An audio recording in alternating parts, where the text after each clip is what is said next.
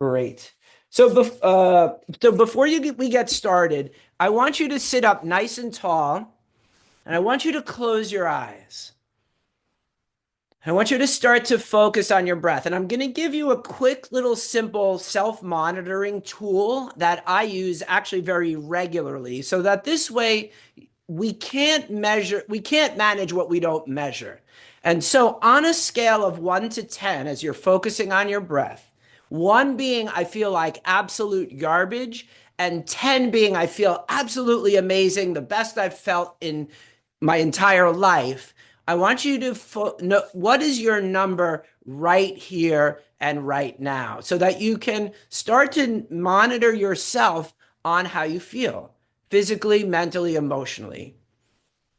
And just take a deep breath. Now, don't make things worse than they are or don't make things better because we have to be truthful with where we are in order to be able to get a good judge as we move forward.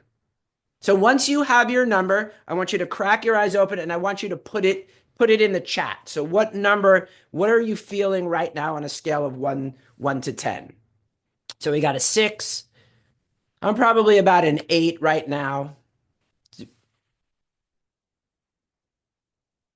We got a 8, 6, 8. Good. All right, cool. 7.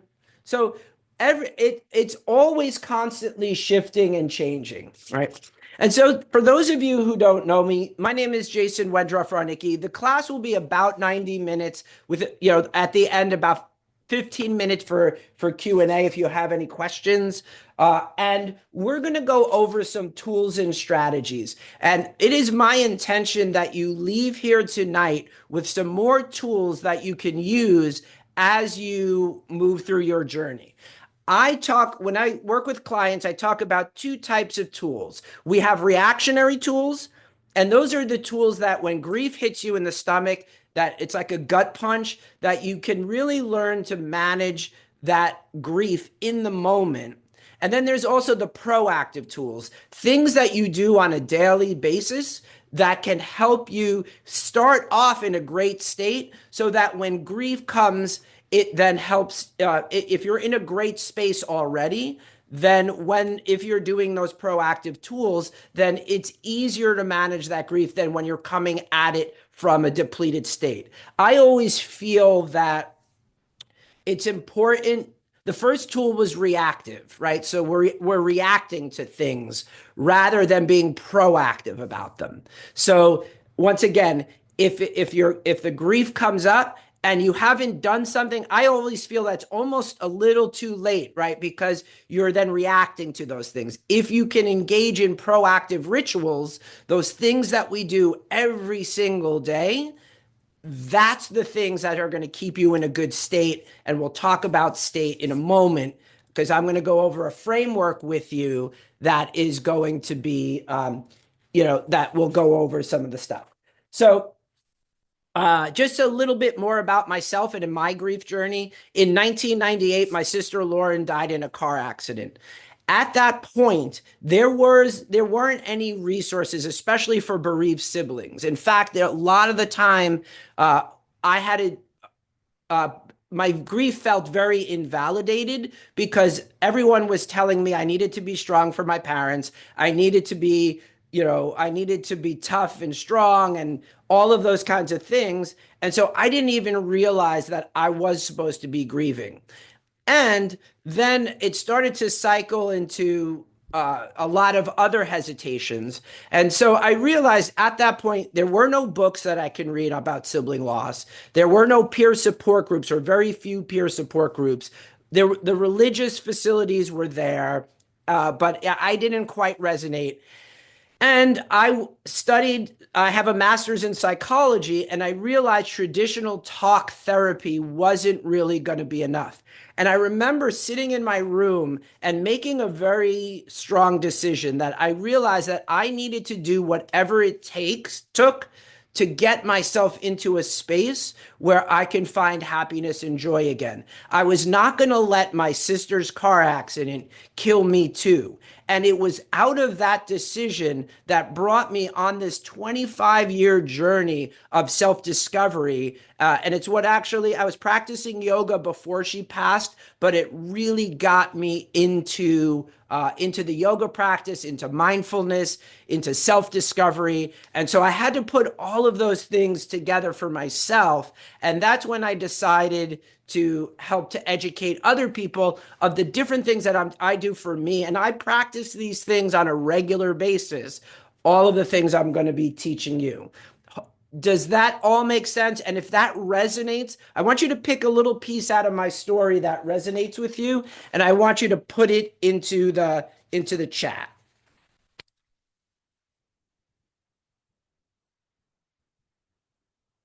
So as you continue to do that, I'll kind of talk a little bit more. Uh, so yeah, yoga, mindfulness, and meditation, all of it, right? So that's awesome.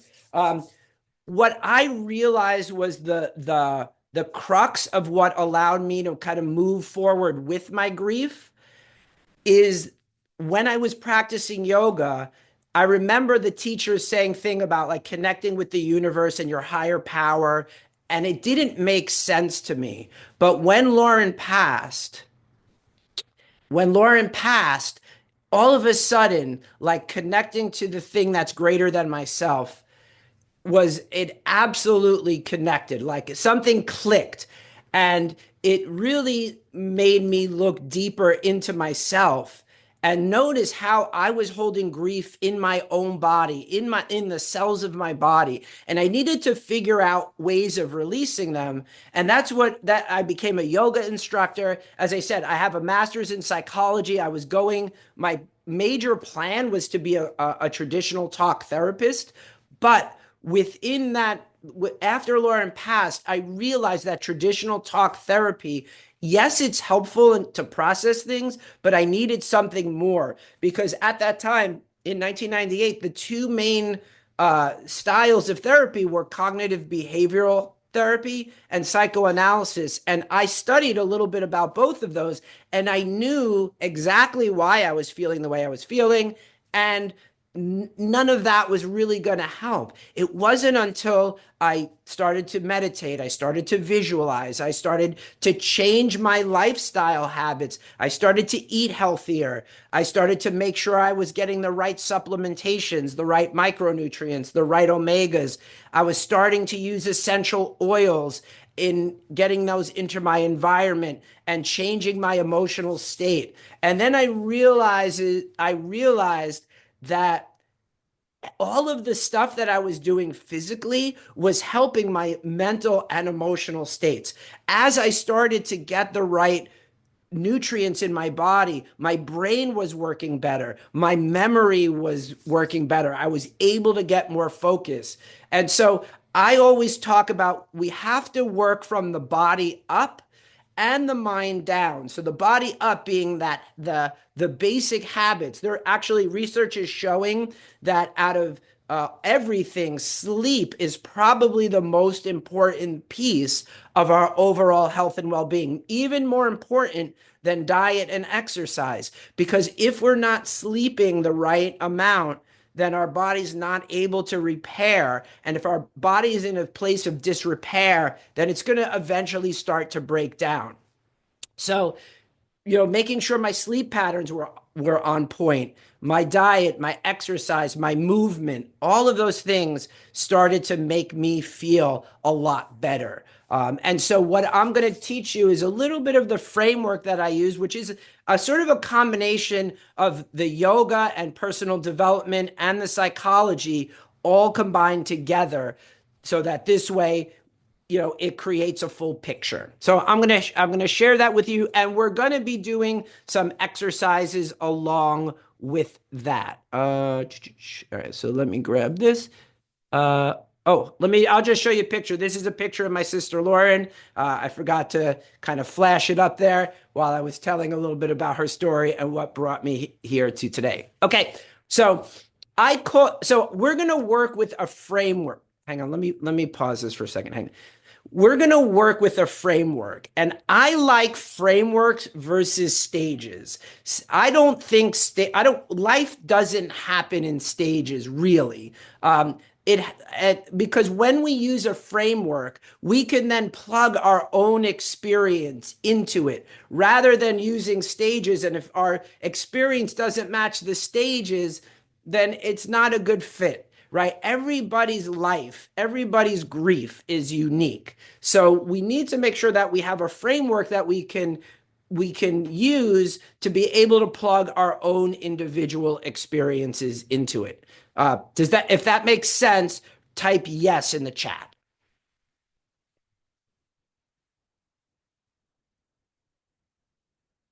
Great.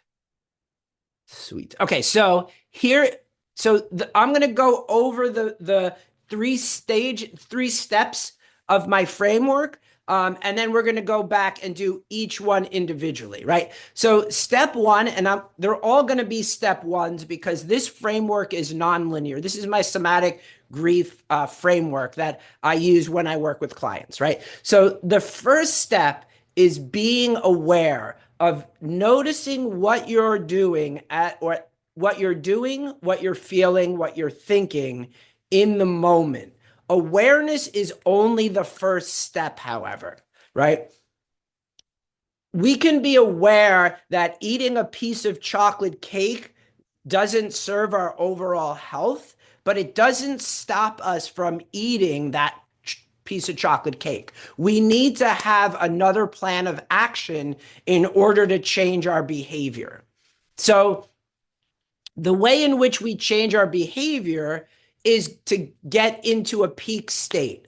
And when I say peak state, and once again, if you notice on the slide, it says step one again, because this is non-linear. You can be aware, or you can get into peak state and then be aware. So it doesn't go in a linear fashion, but we want to make sure that we're in a state that's going to serve us. And there's three components to changing our state. One is physiology, two is our focus, and three is the meaning or the language in which we give things. I love, and we'll talk about this in a second, I absolutely love this idea that nothing has meaning until we give it meaning. And these are the stories in which we tell about our lives, about our grief, and about ourselves. And then step one again is how we identify ourselves and then creating a compelling future. Because without a compelling future, we're either growing or dying, and without a compelling future, we're actually dying. So we're going to take each of these elements. I just wanted to give you an overview, and then we're going to go through each of the elements separately. So if you notice, step one is being in the moment, being present. And if you see the arrow, the thing that connects our physical body, our emotional body, and our mental body is our breath. So I'm going to teach you one of the key things is how to breathe. Most of us, it's one of the only involuntary systems that we can really voluntarily control. So we're going to go over some deep breathing, and we're going to go over the mechanics so that this way you can do this. It's a great way of regulating your nervous system. So I want you to take one hand to the belly and one hand to your chest. I want you to relax your shoulders. Now, if you're slouching, so like we always have that computer slouch, I want you to take the chest, right, lift it up so that will lengthen your spine. And then I want you to close your eyes and then focus on your breath. I want you to feel your belly move, and I want you to feel your chest move.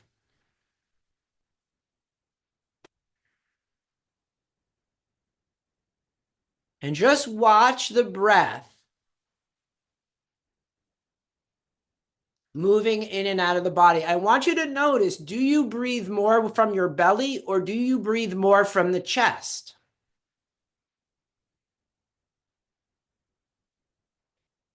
And then as you inhale, I want you to fill up that belly. Let the lungs inflate, let the chest rise. And then exhale, release the chest first, the lungs deflate, the belly moves back down into the body. Inhale, filling up belly, lungs, and chest. And then exhale, releasing chest, lungs, and belly. Okay, and just take a couple of more rounds.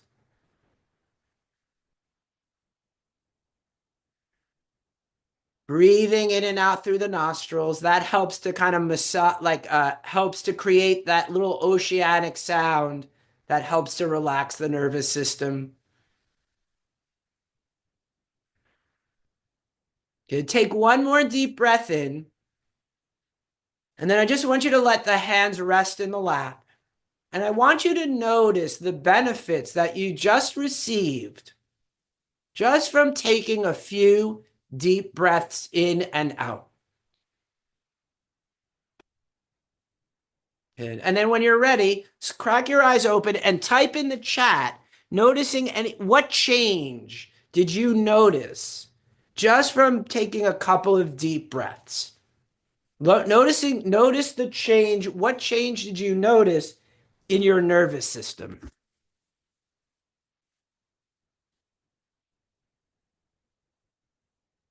Yeah. You feel more relaxed. Great. Awesome. What else? Your head feels a little lighter. Yeah, sometimes when we're going through grief or just entering challenges in our life, it creates some weight. And so breathing deeply can lighten things up, more calm and present. Absolutely. So, right, and that's why the breath is the key to bringing yourself into awareness, because awareness, as I said, that's the first step. We can notice more about what we do, and then we can start to look at why we do things. Awesome. Now let me just share that again. So now we're going to have an experience of our mind, our heart, and our body. And I'm just going to, actually, we don't need this slide. Hang on one. Sorry. So what we're going to do is once again, you're going to sit up nice and tall. And I want you to start off with your hands on your head. And it sounds like a little ridiculous. I know some of the things that I do are kind of silly, but just play along with me. It's totally cool, right? And then we're going to go from our head to our heart to our body. So we're going to go head, heart, body, but I'll walk you through it. I just wanted to show you before you close your eyes and then can't see anything, right? So I want you to take your hands on your head. I want you to close your eyes. I want you to then bring your attention back onto your breath. And then I want you to notice, what are you thinking? What questions are you asking yourself? What beliefs are you holding on to?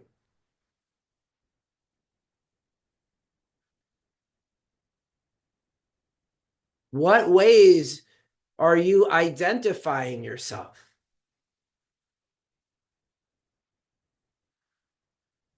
And then just notice, as you kind of focus on your breath, just notice all the chatter in your mind. In yoga, the yogis call it the monkey mind, right?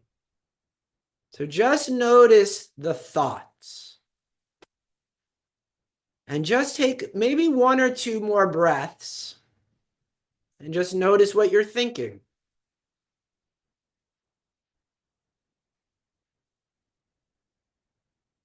And then I want you to bring your hands now onto your heart. I want you to breathe into your heart. I want you to notice what you are feeling. And our feelings are our emotions: happy, angry, scared, frustrated, bored, numb, excited, joyful. Let go of the judgment. Just notice right now what you are feeling. Maybe it's content. Maybe it's grateful. Maybe it's angry. Maybe it's sad. Let go of the judgment and just be aware. Judgment comes from the brain. The feeling comes from the heart. And just take a couple of breaths into your emotions. Ride the waves of your emotions. Yeah. Just take another 2 breaths and notice. See if you can actually differentiate your thoughts from your emotions. Sometimes that's hard enough to do. Good. And then I want you to bring your hands to your belly and notice what you're sensing using your senses.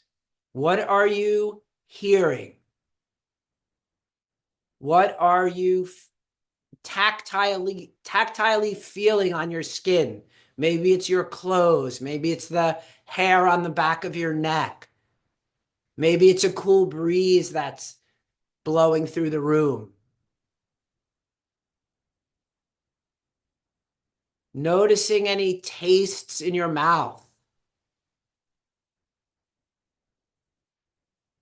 Noticing any smells.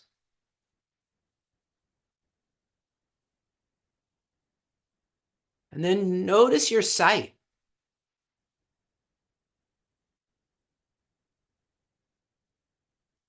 And try to see if you can differentiate your thoughts from your feelings, from your sensations. And just take about 2 or 3 more breaths. And this takes practice. So if you're not quite getting it, just don't worry about it. Be gentle with yourself. Because sometimes grief can be overwhelming because it's a combination of thoughts, feelings, and sensations. And when we can't tell the difference, it's overwhelming. When you start to be able to isolate, then it becomes easier to manage. Good. And then when you're ready, just let the hands rest again. And then just crack your eyes open and notice, was there any messages that you got? Like, is there anything that was complicated about that, about differentiating your thoughts, your feelings, and your sensations? And then, yeah, and write it in the chat, or you can just write it down for yourself, right? Like, that's the whole thing, is that it's a very individual experience. And to be able to, once again, okay, my thoughts are the things that I need to work on today because they're really negative self-talk, right? We have to be the guardians of our mind because we have to control what goes in. So if you're always listening to media or doom scrolling on social media or news all the time, that affects our thinking. We have to protect our thoughts because if we don't, then thoughts are vibrations. They affect every cell of the body. And so we have to make sure that we are really tending to that. We also have to tend to our emotions as they come, like riding the wave of sensations, of those emotions. And then noticing also how our physical body is reacting to that, because our physical body, our emotions, and our thoughts all have a relationship with each other, and when you tweak one, the other shift. And so we always have to find a balance and a counterbalance. Good. So that's being present in the moment. So yeah, we're all right. So yeah, so worthiness, right? Like that's a key thing. Is it here's a question: is it a thought? Am I or is it an emotion? And we will talk if it's am I worthy or I am unworthy, right? Like how we do it. Well, actually, that'll be actually a good segue into the next part. So let's go. Let's hit the next part. So step 2, right? So let's talk about physiology, because I believe that when we change our physiology, we can change not just our emotional state or our mental state, but we can change our physical state as well. So what I want you to do is we're going to do a simple movement. So I want you to come to stand up nice and tall. I'll come back to the worthiness thing in a second, right? So we're going to do a quick little movement piece. Hang on. Wait, hang on. Just give me a second to get myself set up. So make sure you have just a little bit of space around you. And we're going to do just a little bit of shaking. So I want you to come back to your self-monitoring tool. So I want you to stand up nice and tall. Actually, let me kind of tilt this down a little bit. I want you to stand up nice and tall. Like, you know what? Actually, I'm going to show you. I wasn't planning on doing this, but I'm going to show you something called a power stance. So I want you to bring your feet a little bit wider than the hips, little hips distance apart. I want you to take your hands to your hips, and then I want you to draw your shoulders down the back so your chest lifts. I want you to pretend like you're your favorite superhero and stand up nice and tall, chest forward, shoulders back, and I just want you to close your eyes. And I want you, we're changing our physiology. Everything has physiology. When you're depressed, you have a certain physiology. When you're angry, you have a different physiology. When you're joyful, you have another type of physiology. When you look at people, you can see their state by the way that they hold their body. So notice, I want you to close your eyes, come into your power stance, be your favorite superhero, and I want you just to breathe in nice and deeply into your stance. Okay. And on a scale of, well, coming back, on a scale of 1 to 10, 1 being the crappiest I've ever felt, 10 being the best I've ever felt, what's your number as you stand in your power stance, as you change your physiology? And they show that doing even just 2 minutes of standing in your power stance, standing in your strength, raises your energy levels. Okay, just take 3 more deep breaths.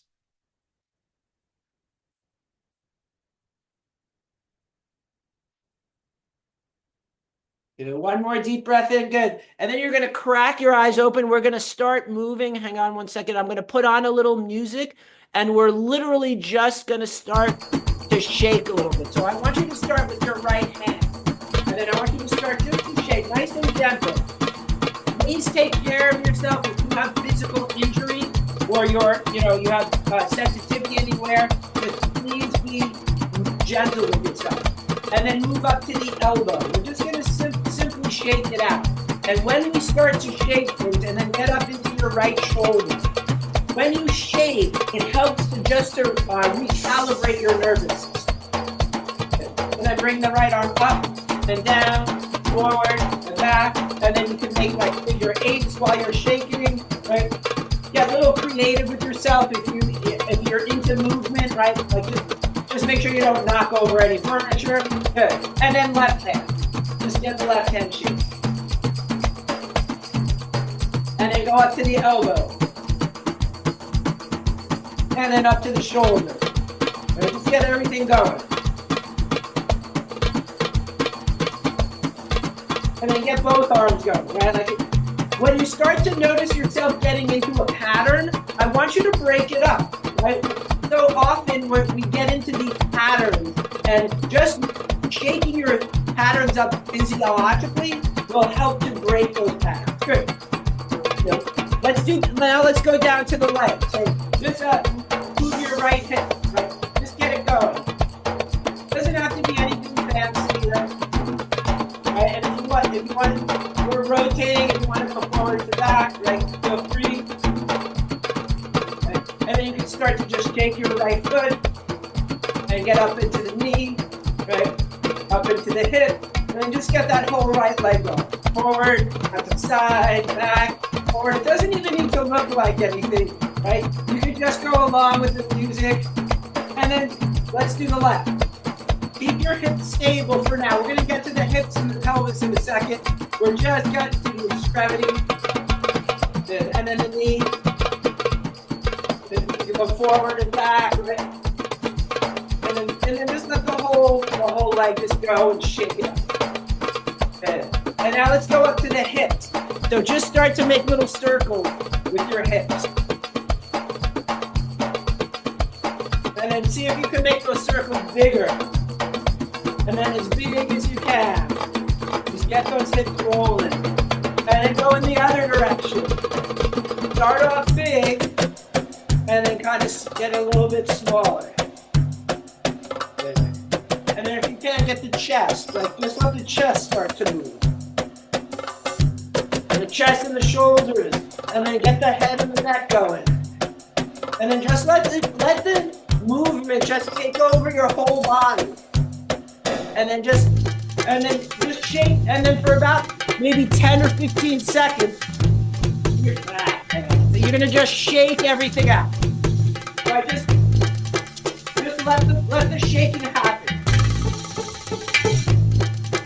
And you can do this in your seat if you're like kind of if you've had a long day and are a little tired. So you can shake in your chair. Good. And we're gonna go for 10, 9, 8, 7, 6, 5, 4, 3, 2, good, 1. And then come to stand up nice and tall. Close your eyes and just focus on your breath. And just notice what that shaking has done physiologically. Notice the heartbeat, right? Like if you want, you could even come back to what are you thinking? What are you feeling? And what are you sensing in the body? Just take about 3 or 4 more breaths just to observe. Good. And then when you're ready, feel ready, I want you to crack your eyes open. And it's in the chat, noticing what shifting happens. What shifted, or if anything, right? And that's just from simply shaking the body. Even if you gave a little shake, right? Animals, you feel much more alive. Great. Yeah, right. Because it brings vitality into the body, moving the body just by little shaking. Also, what winds up happening is that, like many animals, when they're in a stressful situation, once the stress is over, they shake it out. They shake a little bit, and that helps to kind of reset their nervous system. And so, yeah, you feel it makes you feel much more alive. I broke into a little sweat. It stopped your brain from talking so much. Yeah, absolutely, right? Like it can help to stop those thoughts right in the track. It feels vibrational. It is vibrational because your body creates those vibrations that affect like every cell. And so we want to make sure that we're bringing ourselves up and keeping ourselves vital, especially when we're dealing with grief or any other challenges in life. So that's absolutely amazing. And that's why I think change your physiology is the first thing that you should do when you're feeling down in the dumps. Move, get up, move locations, go for a walk around the block. Just move your body in any way. I'm a big fan of 3 or 4 minute dance breaks. Get up, dance around for 3 or 4 minutes, and then kind of sit down, right? You feel warm all over and it's comforting. I almost worked myself into a sweat. Luckily, I'm wearing a black shirt and you can't see it, but right. And so that's, for me, movement is key. And I move on a daily basis because I know it keeps everything running smoothly so that when challenges come up, I'm more equipped to deal with them. Awesome. Good. So that is the physiology. Hang on one second. Now let's talk about the focus part of it, right? Where our focus goes, our energy flows. And we need to make sure that where we're focusing, let me rephrase that because my brain went to 2 different places at the same time, right? Because I lost focus there. We want to make sure that we're focusing on what we want versus what we don't want. Let me explain. If I'm in a place of I'm having some physical challenges, if I say to myself, I don't want to be sick, my focus is still going on to illness, into sickness, rather than if I say, I want to be healthy. I want my cells to be vibrant. I want my cells to function optimally. That's focusing on what I want, because then I'm focusing on optimal health, cellular function, and wellness rather than on the sickness. So it is very important to make sure that you're focusing on what you do want. So we're going to have a little experience with that. So what I want you to do is grab hold of your pad and your pen, and if you have a stopwatch, if not, you can use your phone. Feel free to use a watch or a phone, or you could probably actually find a little stopwatch on your computer. When you've got it, I probably should have mentioned that a little bit earlier. When you're ready, just type yes, type I'm ready in the chat, just so I know to get yep. Let me know when you're ready. Just pop it in the chat. Ready? Good. We got one, two. Ready? Awesome. Ready? Good.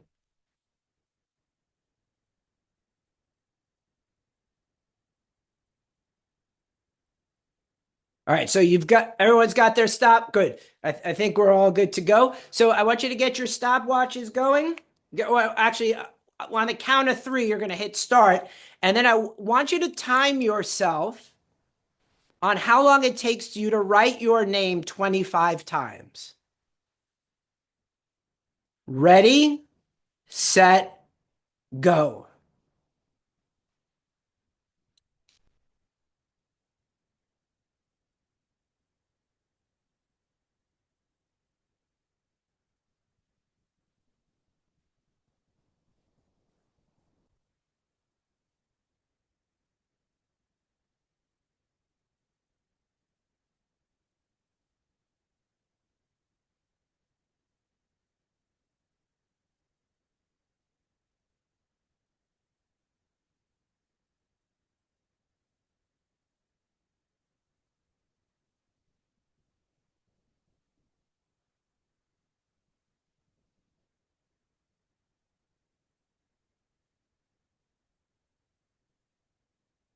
All right. And then I think some people are still going. Just look in the camera when you're done, so I just know you're.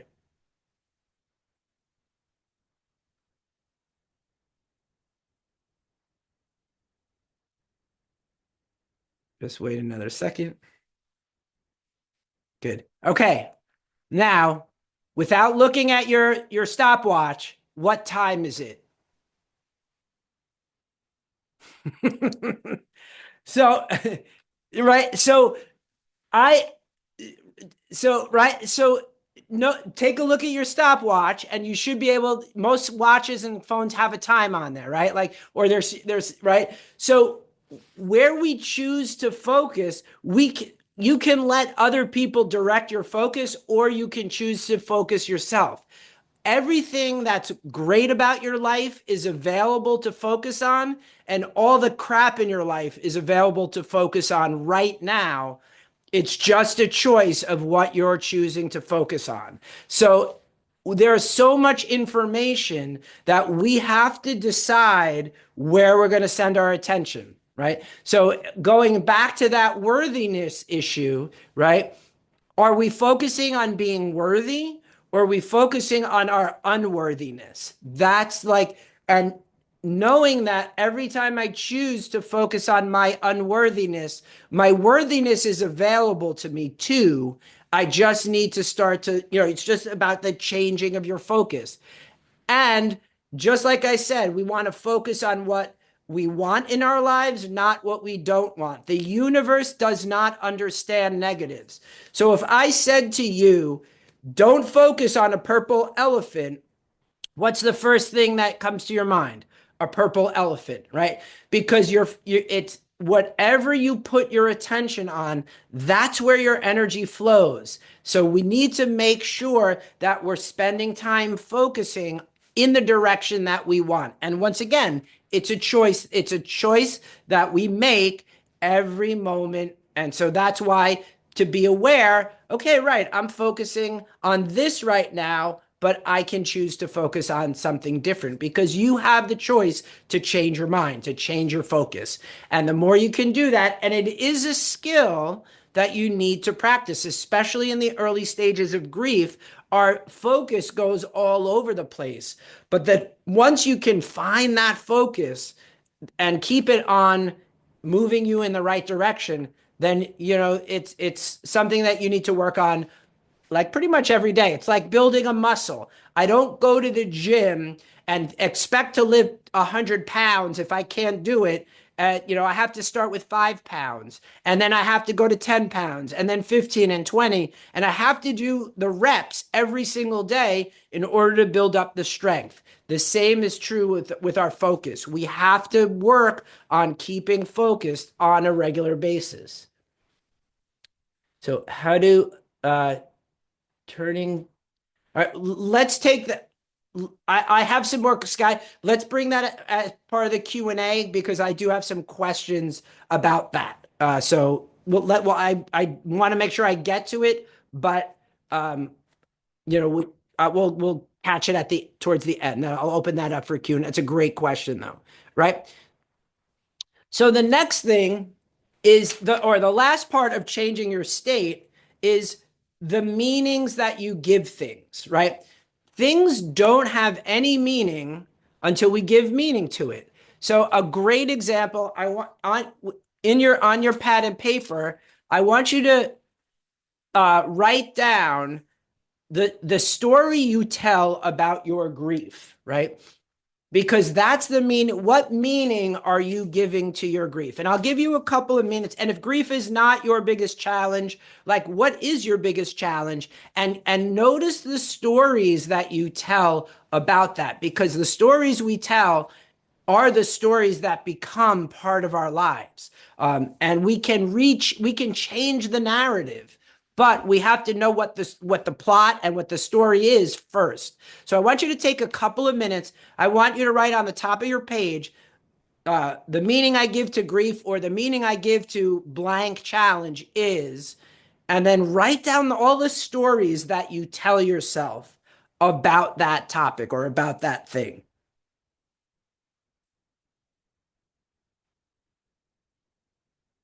And I'm going to give about 2 minutes. I've got a stopwatch going. So as I said, if it's not grief, whatever that challenge is, and write down the stories that you tell yourself, all of those repetitive thinking things that go on every single day. We usually think that the 5 or 10 of the same thoughts just on a repeated loop. And when we can be aware of that, then we can learn to change them.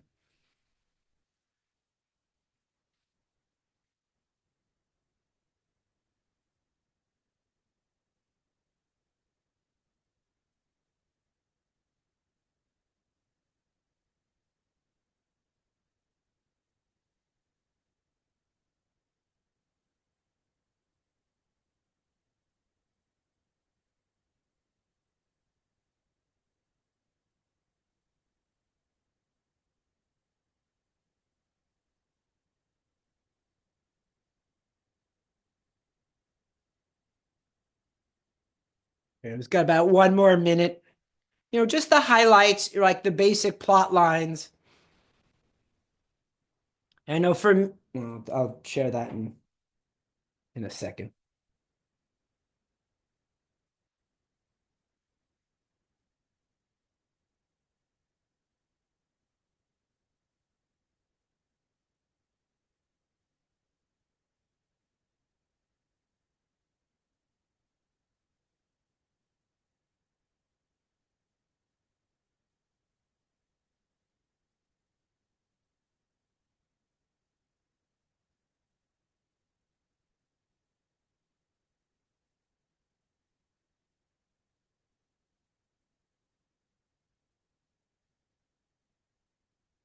And just take about another 10 seconds. Yeah. And then when you feel complete, just You just type in what is the story that you tell? Type it in the chat if you're cool with that. About what is the story that you're telling yourself.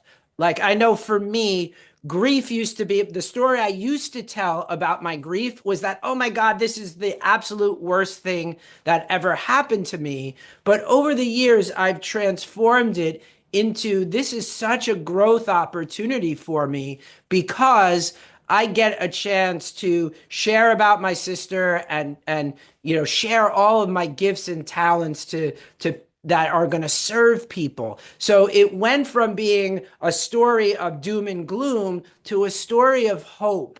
And how we look at things is so critical. So just take a second and in the chat, just write like even just one sentence about like what is the meaning that you give things. Right. So right. And so if your story is no one wants to hear about it, don't be a bother. What's going to happen? How does that show up in your life? Right? You're going to stay isolated. You're going to stay hidden, and it's not until you start to challenge those stories and rewrite it that. And I'm going to give you a great tool in order to just shift and change that. Right? If only Kathy had not taken that last snort of heroin, right? Like,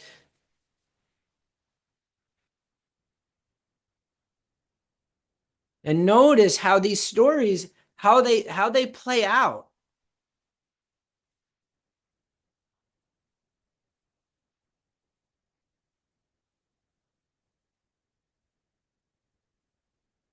Let's give everyone I see some typing going on, so I will.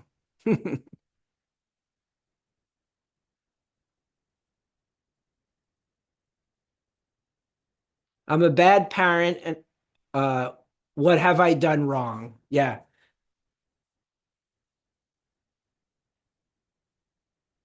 yeah, and so that's a story, right? That just keeps repeating itself and repeating itself. And I'm gonna show you. So there, I'm going to show you a tool it's called incantation, which I absolutely love. I use it pretty much on a daily basis. And this is going to involve our physiology. It's going to involve our focus, and it's going to involve a new story that we want to tell. So I want you to take that old story of I'm a bad parent, what have I done wrong, right? And I want you to transform it into something that you want to, that you want to bring in. Like I'm a good parent, if that's it. The one I'm going to use, the phrase I'm going to use is kind of a little generic, but the one I love is all I need is within me now. So I want you to stand up nice and I want you to stand up. Now, if you have people that are in your home, not in this room, they may think you're a little nuts, but that's okay. Because we're going to involve physiology, we're going to involve focus, and we're going to involve meaning. So, as I said, the phrase that I'm going to use is all I need is within me now. If you want to use something else like I am worthy, everything I do is amazing, right? Like, or I'm a great parent and I've done everything in my possibility. So find a phrase, a simple phrase that's going to be very empowering. And then what I want you to do is you're going to start by stomping your feet. We need to get physical with this. We're going to now use our voice. We're going to keep ourselves focused, right? And if you want, you can get your arms going down with your legs, right? And then start your whatever. So all I need is within me now. All I need is within me now. And if you want, you can just gently tap your left arm. All I need is within me now. All I need is within me now. I want to change. Well, we're going to change the emphasis on each of the words. So, all I need is within me now. All I need is within me now. All I need is within me now. All I need is within me now.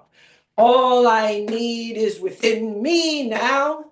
All I need is within me now. All I need is within me now. All I need is within me now. And then just go play. If you want, you can start marching around your room, right? All I need is within me now. All I need is within me now. All I need is within me now. All I need is within me now. Good. All I need is within me now. All I need is within me now. Good. Three more. All I need is within me now. All I need is within me now. And then stand in your power stance. Close your eyes. Your physiology, your focus, and your language. And just notice how that feels. Very different than the old story that you tell yourself. Right? And if it's a worthiness, I am worthy. Right? All the worthiness I need is within me now. Great. And then when you're ready, just crack your eyes open, come back, right? I matter, right? I matter. Awesome. Awesome. Notice how that changes. Notice, so what changed when you involved your physiology, focus, and your language or your meaning?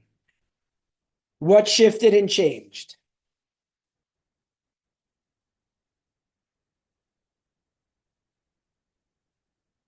Did that feel empowering or disempowering?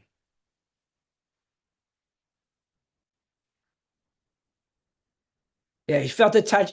Yeah, definitely. Like for me, I literally sometimes I'll go on an incantation run. So I'll run and I'll be all I need, all the joy I need is within me now. All the abundance I need is within me now, right? So you can have fun with this and play around with it. It's just, as I said, a framework for you to work off of, so that this way you can be empowered to really approach the life that you want. And then we're going to talk about that in a second, right? So the last step, let's go over the last step would be your identity and creating a compelling future, right?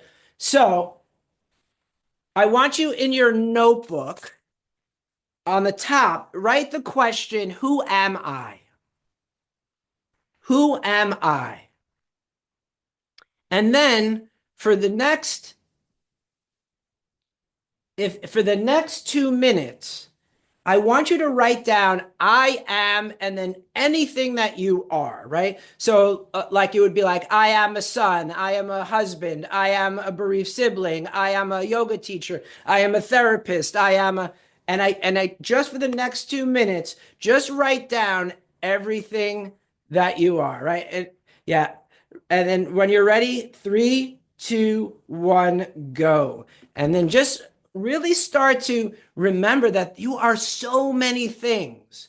Often we get stuck in one identity that we forget about all the other identities that we have, right? And just take some time, just keep writing. I am blank. I am whatever it is. I am a baker. I am a dancer. I am a whatever you balloon pilot. I am a knitter, I'm a bird watcher, I'm a whatever, right? Like just because often we isolate our identity. We don't look at the big part of ourselves, but just get stuck in one part of our identity.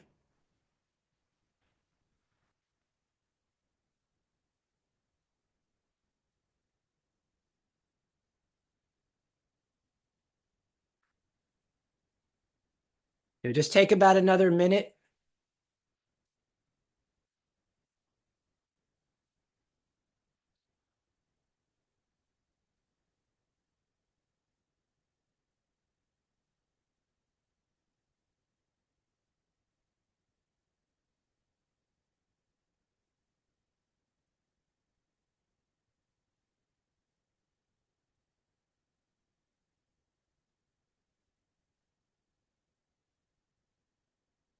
About 20 more seconds.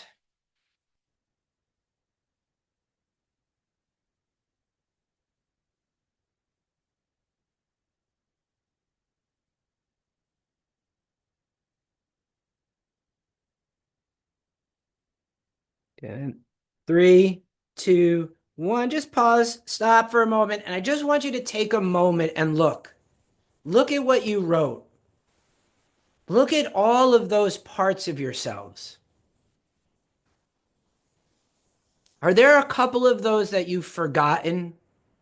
Are there a couple of those that you want to include in your life or need to strengthen? You can just circle them. All right. Because, there are definitely parts of myself that, like characteristics that I had when I was a kid that I currently am bringing back into my present because there were parts of myself that I just forgot, that I didn't pay attention to. And if there's a couple of them, just write one part, one identity that you want to bring back into your life. Write that up in the chat.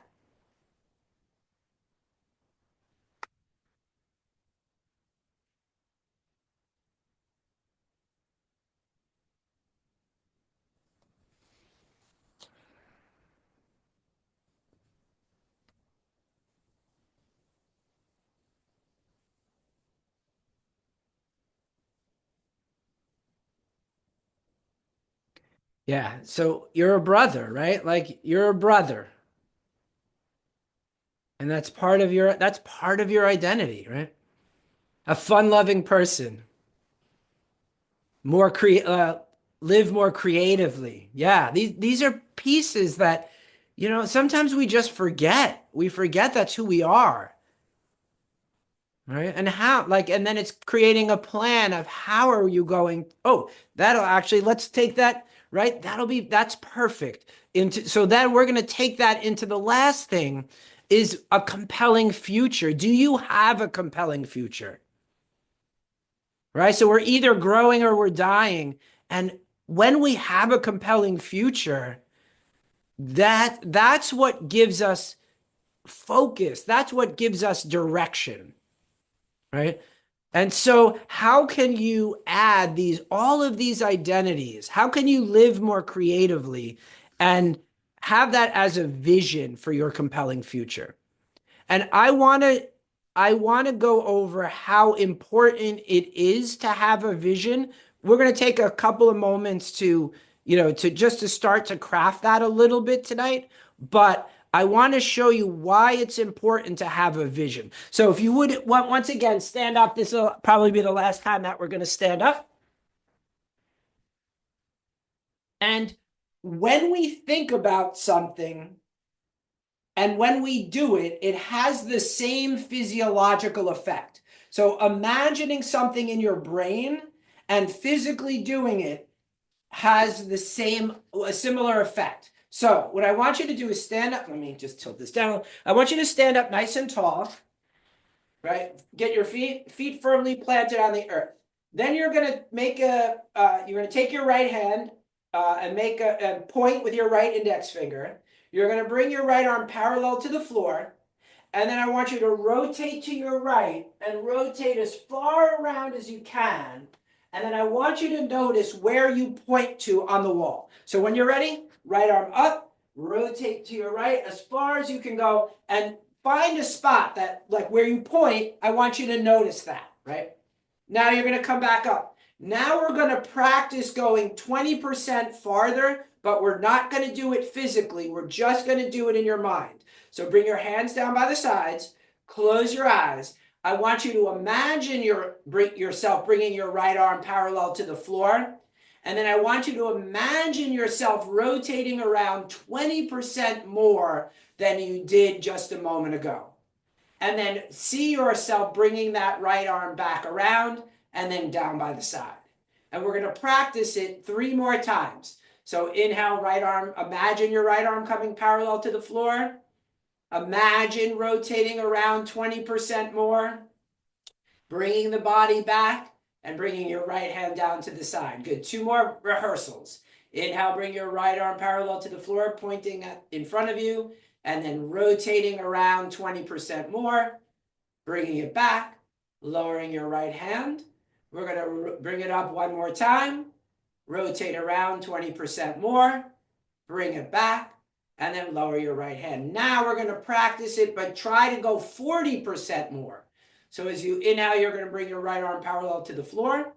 Exhale, rotate around 40% more than you did. Bring it back and down. Two more practice times in your brain.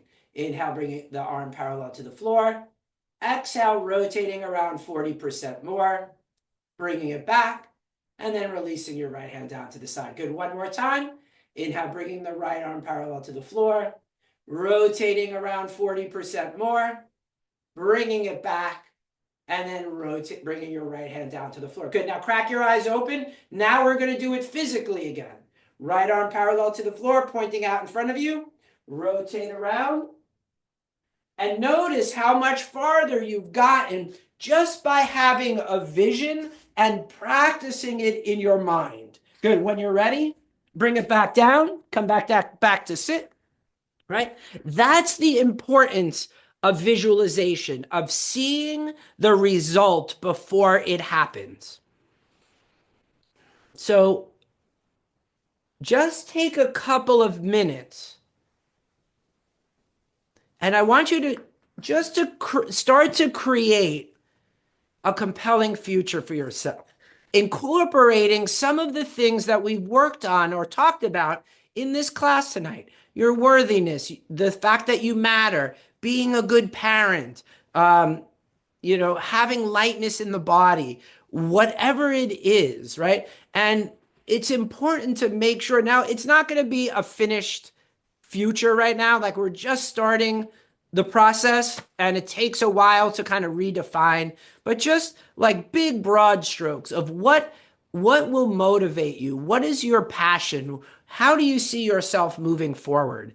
Because once again, especially with grief, we lose the identity and we lose our compelling future. And so we have to start to work at getting that back. What do we want out of our life right now from where we are with what we've got?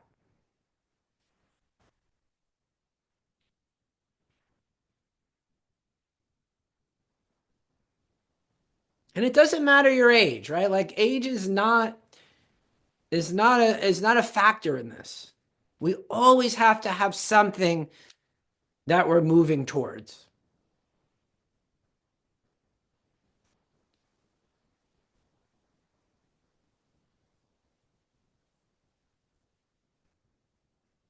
It's so important, right? Without that, things get tough and then we quit. Without that compelling future, as soon as a challenge pops up, we throw in the towel. So just take about another minute. Once again, just a little rough draft. Just some ideas.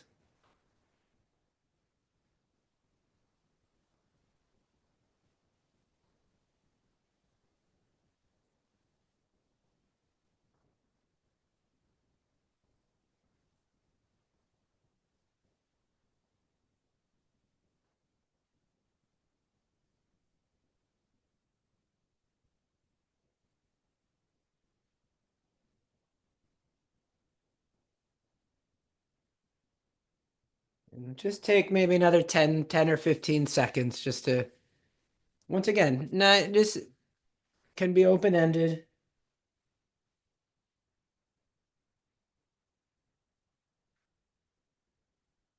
Yeah,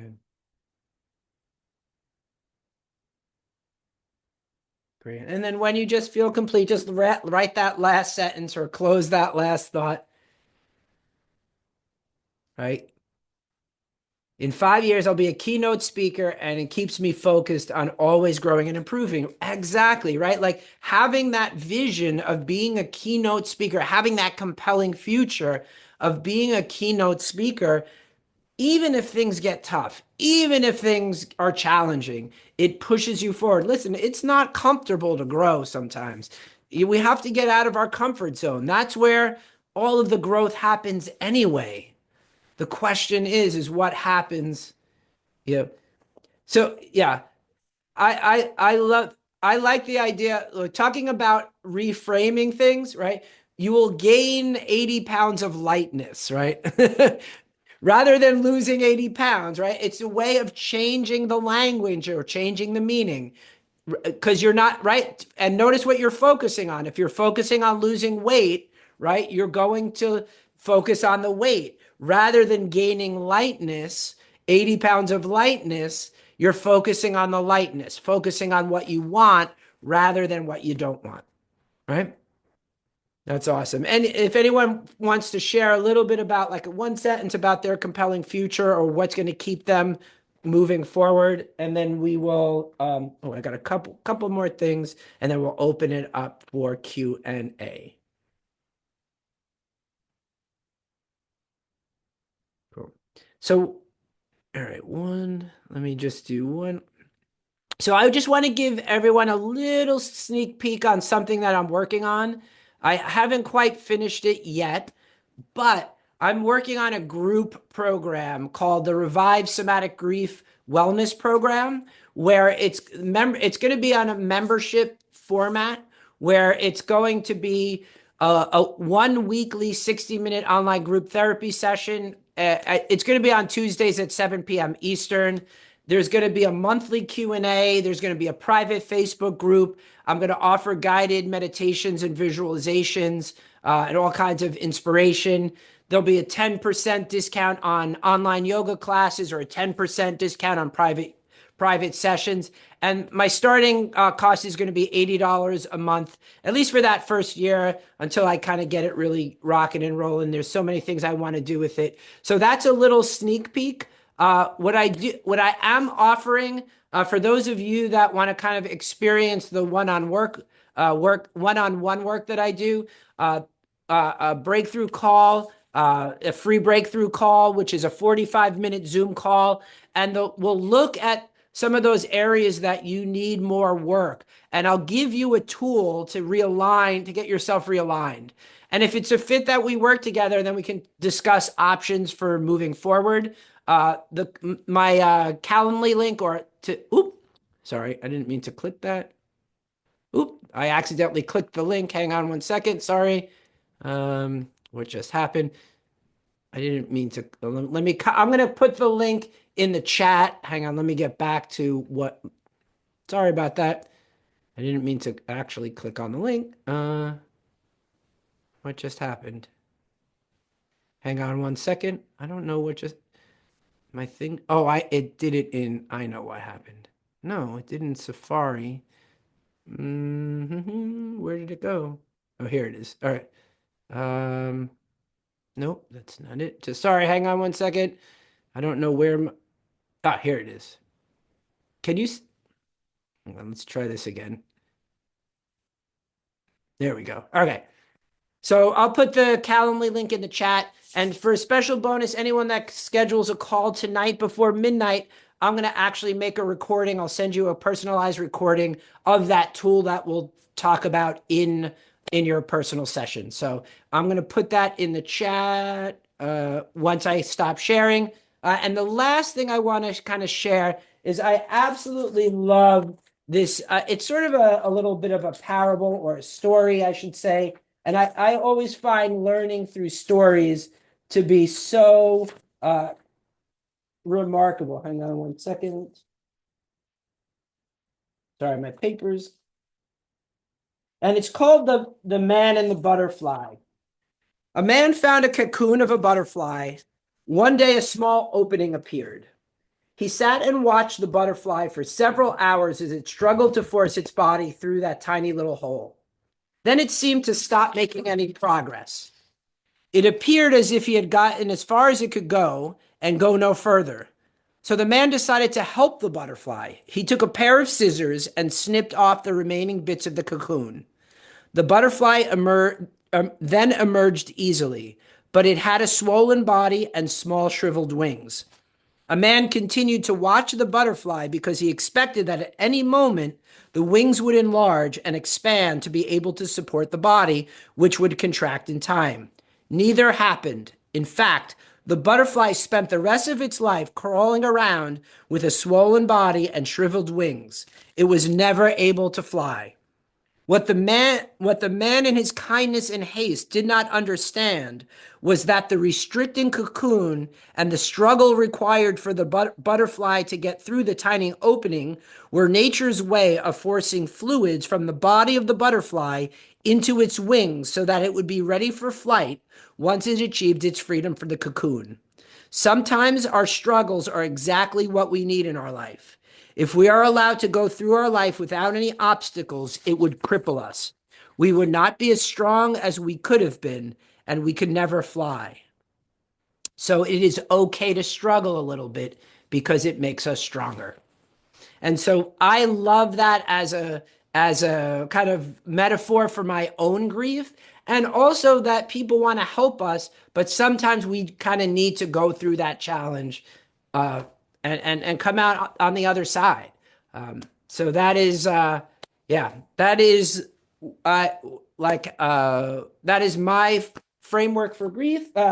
And I want to now open it up for Q&A. So hang on. I'm going to put that my Oh wait, hang on one second. I'm going to put my Calendly link in the chat. So if you want to grab a session, it's completely free. And as I said, we'll talk we can go one-on-one. I'll teach you some tools and a tool and some strategies. So Sky, can you come off of mute? And I know you had a question about addiction. Hi. I was just wondering how often in grief we can turn to addictions to help dampen the emotions and that. How can that be turned around? How can we or I'll speak from my own experience. How can I shift out of that mindset Right. and Well, look I for mean, relief? yeah, that I mean, so there's like with addiction, that's a very complicated, subject in and of itself because, but my feeling is that I mean, it is a choice. It does take discipline. There is a physical component to it. I'm not, regardless of if it's alcohol, if it's drugs, and it's very common in the grief space to want to dampen down those emotions with some sort of substance. Um, I always ask myself, is this moving me in the direction that I want to move in, or is it moving away from the direction away from where I want to be? And so I love to eat and I have to be disciplined about my food intake. I can be very addicted to sweets and sugars and caffeine and all that kind of stuff. It's a good way but I have to make sure that I stay disciplined. Each one of us reacts in a different way. And for me, I have to put strict boundaries on that kind of stuff. So there is a fine line. I believe any one of us could go down that road, but it's a choice. And if you realize that it's a choice, and some people don't think that. Some people believe it's a disease. So I just want to be clear that this is my own personal opinion, and it can be overcome. People do it. I don't know if that fully answers your question. But look at the reasons why you're doing it and change your focus. Have also another thing is to have when it comes to habits, the easier you make something, the more likely you're going to the more likely you're going to do it. So if let's say your addiction is alcohol, right? Get rid of all the alcohol in your house. Don't have anything in your house. So and so that this way it adds a layer of friction. So if you want to go have a drink, you don't have it available for you right then and there. I'll give you my around the holidays. I love eggnog, and I cannot like if it's in my house, I'm going to drink it. Like I just can't. It's got its own little power over me. So the way I've dealt with that in my own life is I just don't buy it, or I allow myself one bottle or one container, And that's it. Because if it's in the house, I drink it. If it's not in the house, I won't. Right. Like, so it's also knowing how to manage your own patterns, if that makes sense. Did that answer your question? I know cool. Any other questions? Feel free to unmute yourself. If you need clarification on anything. I know I covered a lot tonight. I wanted to go over my whole framework though. Makes sense? What are some of your takeaways? Jason, I did have one question, and it kind of I think I asked in the chat, but you talked about where do you breathe from, your chest or your belly. Is there a difference to that? Can you kind of expound on that a little bit? Because I mean, obviously, what are you looking at if you're breathing from your belly than if you are from your chest? Yeah, so all right. So uh physiologically there's two mechanisms, one for chest breathing and one for belly breathing. Yes. Um the belly breath is diaphragmatic. So you're not actually not they call it belly breathing, but it's actually not belly breathing because you don't actually breathe with your belly. You breathe with your diaphragm muscle. And so if you keep your belly like really tight and pulled in, you can't let the diaphragm drop. And so when you can relax your organs, like especially your intestines, and your heart lives on top of your diaphragm. So if you can get more activated in your belly, in what they call belly breathing, but it's actually the diaphragm pulling down and the organs are actually moving forward, not the breath itself, right? And then when the organs move back, the diaphragm pulls back up into the rib cage. So when you got that movement with the heart sitting on top of the diaphragm, you're actually massaging your heart as well. Okay. All Does right, that that make makes more sense. sense? That makes a lot more sense. Yeah. And with the chest breathing, it's more on lifting the rib cage because you're changing the internal pressure in the lungs. Is that when you're taking a deep breath? Is that kind of expanding of that? Is, the doctor says take a deep breath. Are you expanding from the chest or are you expanding from the belly ish?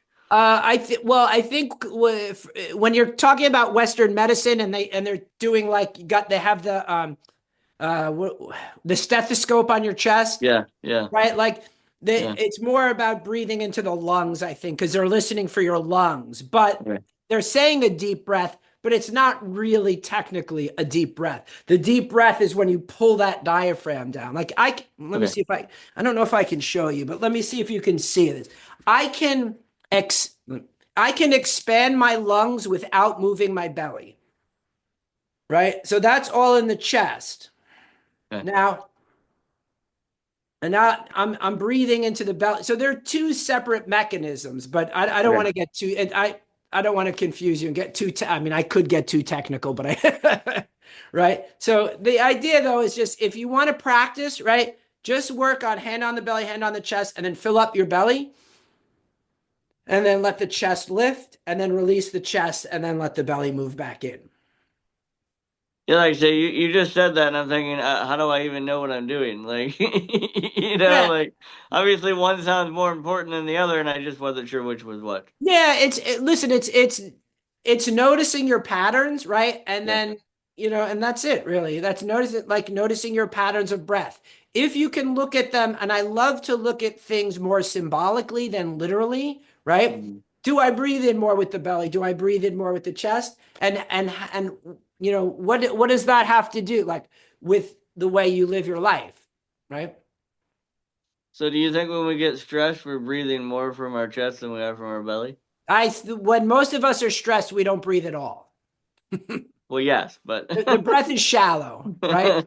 yeah, right. And then all you need to do is when you notice, and so that's why it can go both ways. So you can either get stressed and then start to breathe deeply, or then breathe deeply to relieve stress. So that's what I mean by like when I was talking about proactive versus reactive, Hmm. right? You could be like, oh, I'm going to build in a couple of deep breaths and habit stacking things like every time I stop at a red light, I'm going to take 3 deep breaths. Then you're like you're conditioning your body to be in a more relaxed state rather than, oh shit, I'm stressed, I'm not breathing. Oh, let me breathe deeply. That's a reaction to what's happening. Okay. Right. So you can use the same tool both proactively and reactively. Cool. Any other questions? Any other answers? Any other takeaways? Nice. All right. Do we feel complete? Awesome. Sweet. All right. So yeah, thank you very much for joining. Hopefully you're taking away some tools. My biggest, my biggest mission is to make sure that, you have tools to deal not just with grief, but just with life in general. And my challenge is grief, but there's, you could take this framework and apply it to any other challenge. What are you doing? Awesome. Thank you so much, everybody. Have a wonderful, wonderful night. And yeah, and I should actually stop the recording. Hang on one second. I will send everybody the recording. Let me, oh, here we go.